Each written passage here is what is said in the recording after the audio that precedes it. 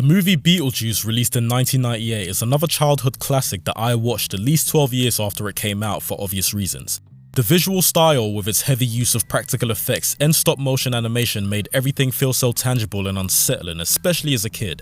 I'm not gonna lie, this movie scared the hell out of me back then, but I still couldn't stop watching it. The mix of creepy and comedic elements kept me coming back. While doing some research, I found out that the movie's early script, written by Michael McDowell, was supposed to be a lot darker instead, with the character Beetlejuice being a winged demon who takes on the form of a Middle Eastern man who wanted to kill the Dietzes instead of scaring them, and then wanted to... Wow. Well, eventually the script was changed to reflect Tim Burton's more quirky style, and they recognized that approach made the movie appeal to a wider audience, which obviously resulted in Beetlejuice becoming a more family-friendly film. Which brings me to the cast, who all did a fantastic job, but Michael Keaton is obviously the standout performance in this entire movie. What makes it even better was the fact that Tim Burton gave him a lot of creative freedom with the character, which helped convince him to take on the role. Everything from the hair and the clothing of the character was pretty much his idea, as well as a lot of the mannerisms. I mean, he only appeared for 17 minutes of the entire film, but still manages to leave an impact, and I, like most people, enjoyed every moment of it. Even crazier was how he then played as Batman in Tim Burton's version the year afterwards and killed that role too, despite the skepticism from audiences. But anyway, couple that with a well-crafted soundtrack from Danny Elfman, which always blends seamlessly with Burton's style, while also featuring iconic songs from Harry Belafonte, the result is a perfect mix of quirky and eerie, where the music keeps you hooked just as much as the visuals do. There was also an animated series that ran for 4 seasons, with Tim Burton as an executive producer to help maintain his distinctive style.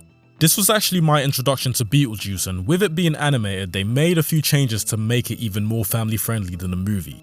I won't pretend I remember any specific episodes from the show, but the tone and style definitely left an impression for sure. Fast forward to 2024 and we finally gotten a sequel, 36 years later. While it captures some of the original magic and brings in fresh elements, not everything lands perfectly, in my opinion. It both hits and misses in different ways. When I first saw the trailer, my reaction was a mix of surprise and skepticism. I was excited to see the return of Beetlejuice, but I wasn't entirely sure if they could pull it off. However, seeing Michael Keaton back in that role during the trailer did change my feelings a bit. The movie brings back some of the main cast from the first one, with the exception of these two for obvious reasons. There are also new faces like Willem Dafoe and Monica Bellucci, as well as one other cameo who wasn't in the movie for long but still made me happy to see. Here's a brief overview of the movie, but I'm only going to go as far as what has been referenced in the trailers, so don't worry about spoilers. In Beetlejuice 2, a return to a grown-up Lydia Dietz played by Winona Ryder, who is now a TV star known for her ability to communicate with the dead. She's struggling with her daughter Astrid, played by Jenna Ortega, who doesn't believe in ghosts. A tragic event pulls Lydia back to Winter River for a funeral, and Astrid ends up getting trapped in the afterlife.